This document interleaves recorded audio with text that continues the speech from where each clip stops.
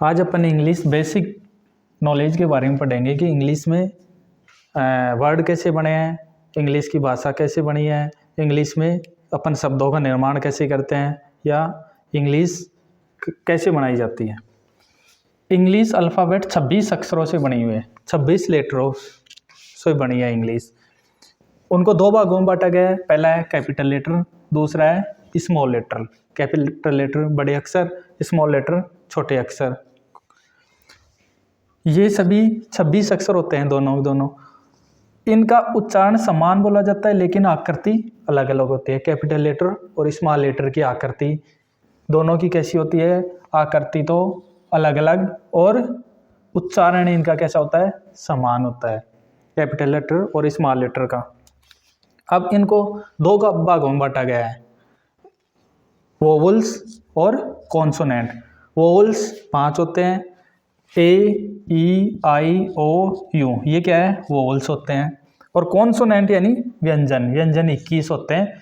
जो शेष बच गए ना 5 को छोड़ के, वो सभी किस में आते हैं? व्यंजन आते हैं। व्यंजन मतलब कॉन्सोनेंट। अब इन कॉन्सोनेंट और व्यंजन से मिलकर जो 26 लेटर होते हैं, कितने लेटर? ये 26 लेटर है। 26 लेटर से अंग्रेजी के जो भी वर्ड बनते हैं, जो भी स्टोरी, कहानी, पैसेज, पार्ट सभी है ना, वो किससे बनते हैं? इन 26 लेटर अक्षरों से बने हुए। अब ये लेटर प्लस लेटर बराबर वर्ड। लेटर और लेटर मतलब अक्षर और अक्षर मिलके किसका निर्माण करते हैं? वर्ड का। अब वर्ड के कैसे बना है? अल्फ़ाबेट को आपस में मिलाकर लिखने से उनका कोई अर्थ निकलता हो तो उसे वर्ड कहते हैं। मतलब दो अल्फ़ाबेट को मिला के, अल्फ़ाबेट जैसे हो गया, एक अल्फ़ाबेट ये हो गया, एक अल्फ़ाबेट ये हो गया, दोनों को मिलाकर एक अर्थ निकले। गो यानी जाना, इनका अर्थ निकल गया। जैसे कि एस, एम, ये कोई वर्ड ही नहीं है, इसका कोई अर्थ नहीं निकल रहा। एस, ओ, सो यानी इसलिए, ये एक शब्द हो गया। तो ये भी लेटर है, ये भी लेटर है। सो यानी इसलिए, ये एक अर्थ निकल गया। मतलब इस शब्द का एसो सो यानी इसलिए, मतलब दो लेटर मिलके एक शब्द का निर्माण करें, उसे वर्ड कहेंगे।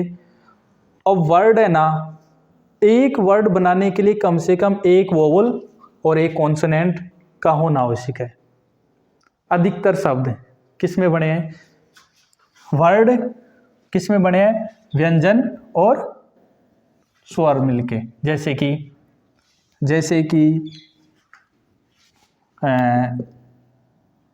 ए, एम, ए क्या है? स्वर है, और एम व्यंजन है। एम यानी हूँ, मतलब एक स्वर मिल गया और एक व्यंजन हो गया। जैसे कि बी, ओ, वाई, बुआई में बी व्यंजन है, ओ स्वर है, वाई व्यंजन है। तो व्यंजन, स्वर, व्यंजन मतलब एक स्वर और एक व्यंजन है। लेकिन अपवाद में या फिर कई अधिकतर ऐसे भी शब्द हैं जिनमें स्वर नहीं आता, लेकिन अधिकतर शब्दों में स्वर और व्यंजन आता है। जैसे कि लेकिन कुछ शब्द बिना वोवल और स्वर के भी बनते हैं। जैसे कि एस, के, वाई, इसमें तीनों वर्ड क्या है? तीनों वर्ड है, व्यंजन है। टी, आर, वाई, ट्राई यानी कोशिश करना। एस, के, वाई, इसका यानी आकाश या आसमान। और कुछ शब्द ऐसे हैं जैसे अपवाद में एक ही अल्फ़ाबेट वाले शब्द, एक ही अल्फ़ाबेट मतलब एक ही अक्षर आता हो उनमें। जैसे कि ए यानी एक, आई यानी मैं, ओ गॉड, ओ माई गॉड, ये सब ये क्या है? शब्द। 3 शब्द ही ऐसे हैं जो कि अकेले आते हैं और इनका अकेले का अर्थ होता है। जैसे दो लेटर बन के ए, एम यानी हूँ, जी, ओ, गो यानी जाना, ए, एन, वाई, एनी यानी कई। ये शब्द क्या है कि दो लेटर बन के, दो या दो से ज़्यादा लेटर बन के एक किसका निर्माण करते हैं? ये सभी किसका निर्माण कर रहे हैं? ये सभी किसका निर्माण कर रहे हैं? वर्ड का। ये अपन वर्ड पढ़ रहे हैं, वर्ड किसका निर्माण कर रहे हैं, वर्ड का। अब वर्ड बन गया, लेटर और लेटर से मिलके एक वर्ड बन गया। अब वर्ड और वर्ड से मिलके, किससे, वर्ड प्लस वर्ड बराबर क्या हो गया, सेंटेंस।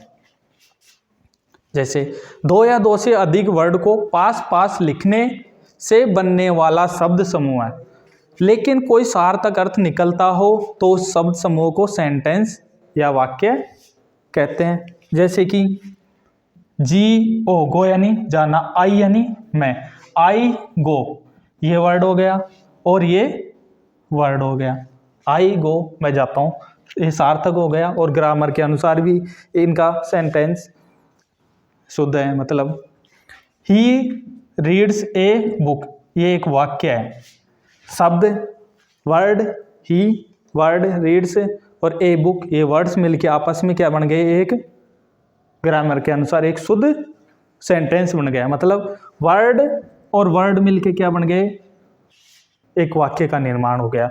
अब वर्ड में दो चाहिए, कम से कम दो वर्ड होने चाहिए। जैसे आई गो मैं जाता हूँ, ये दो वर्ड हो गए।